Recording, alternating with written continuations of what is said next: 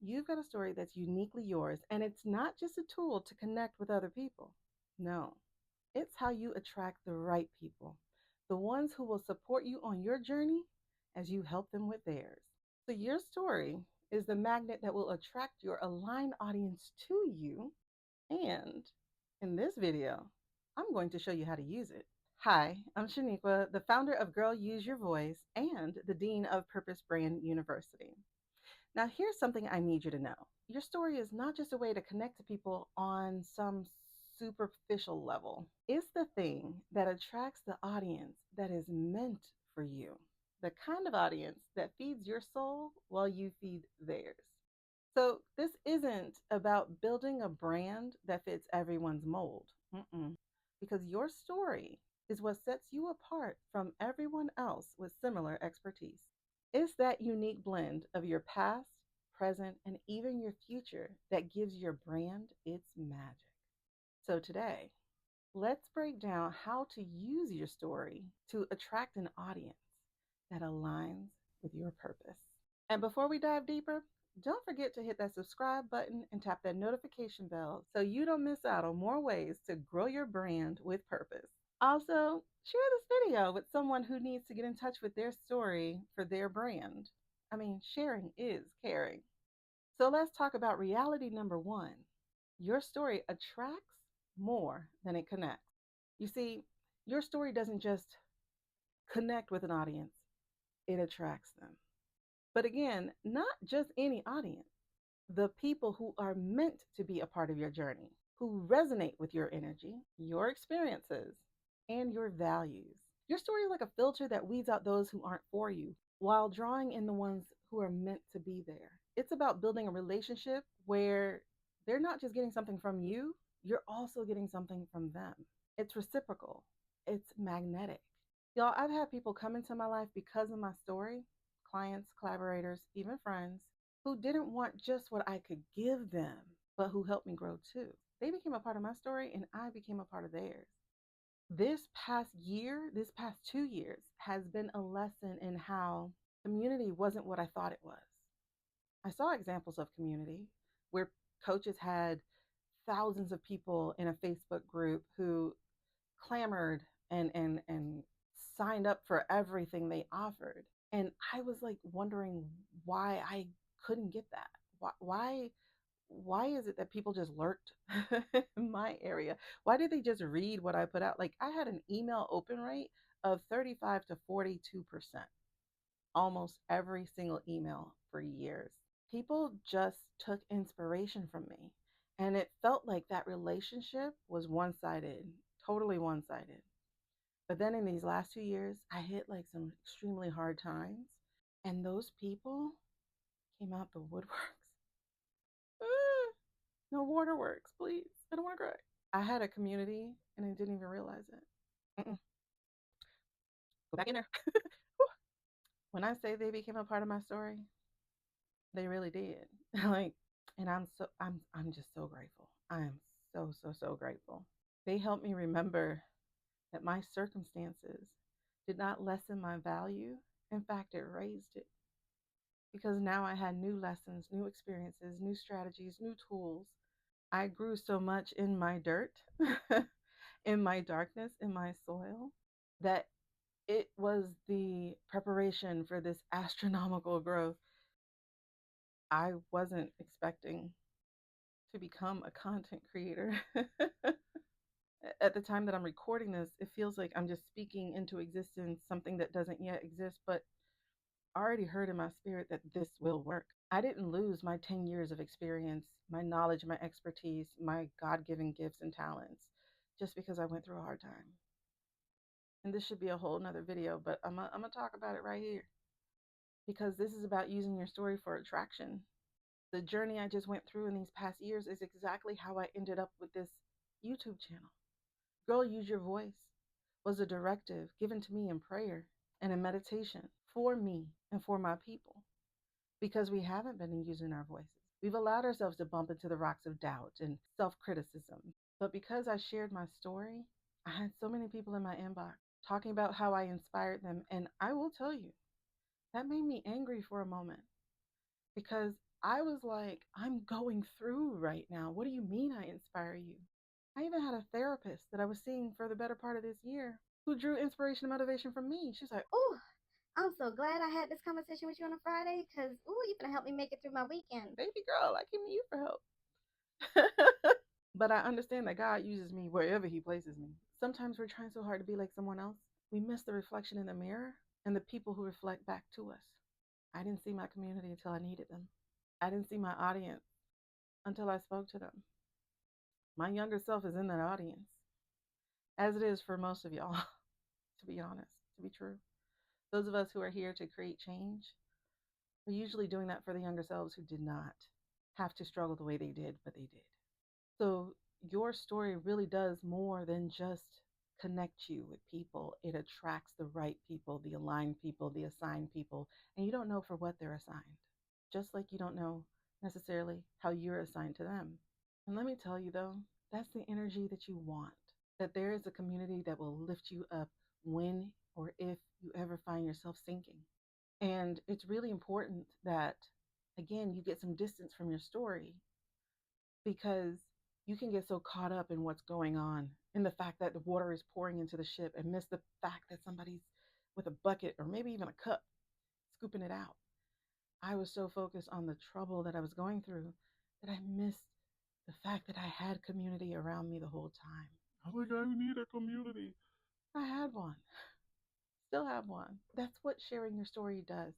And that said, I'm not talking about sharing private information and stuff like that. I'm just talking about your overcoming, your getting to the other side, your perseverance. When you share, people don't feel alone. Are there people out there that will root for your downfall? Of course, but you're not attracting them. And one thing I need you to remember is your God is stronger than anything they can put out there. You have to continue to seek the light and be the light. Don't worry about the darkness. Let them be used how they're going to be used. That's on them. Now back to this. So listen, I'm going to show you how to take your story from being something personal and making it a brand magnet in just a moment. Stick around for this next part because it's a key to building a brand that feeds you as much as it feeds others. This is really important because I know a lot of the messaging out there is audience focused, audience focused, audience focused. But y'all, even the word audience needs you. Business needs you. Brand has and. So it's you and them. I know I'm being silly, but I'm not at the same time. So here's the point of it. The second part to this is that your story humanizes your brand. And let's be real, in this world of AI right now, in this world of materialistic smoke and mirrors, in this world of brands that look the same, sound the same, feel the same, sell the same, your brand needs to be humanized. Your brand needs to sound like you. And it's your story that gives your brand the human touch that sets you apart. It's the filter through which everything flows. Because if you've watched my previous videos, your story has your purpose, your values, your lessons, everything in it. So people can have a similar experience to you. They can even have a similar expertise to you. They may even have a path that looks like yours on paper, but they don't have your lived experiences. They don't have your perspectives, and they don't have your why. So that's where your story makes a difference. And that's how my story made a difference in my business too. My journey has been largely about overcoming trauma. I've had experiences with burnout, undiagnosed ADHD, and then late diagnosed ADHD. I've had the story of trying to find my voice and recover my purpose. So, all of this created a filter for how I show up in the world and how I approach my work. And that's what people connect to when they come into my space. They don't just want my expertise, they want me because I share my life openly. Not all my private business, don't get that twisted. And they see how that reflects in my work. I mean, I'm good. Great. The truth. Fire. I am. I'm laughing because who's this girl who's saying all this? It's me, finally. Speaking of sharing stories, if this is hitting with you, I need you to leave a comment below. Let me know how your story has shaped your brand. And don't forget to share this video with someone who needs to hear this. Spread the word and the wisdom. You know, I say some stuff sometimes. So let's move on to the next part, using your story to attract your aligned audience. All right. So let's talk about how to actually do that, how to use your story to attract your aligned audience. First, you got to be real, open, and honest. None of that perfect highlight reel stuff. People can feel when you're holding back. The second step is to find some distance from your story because you have to look at it more objectively.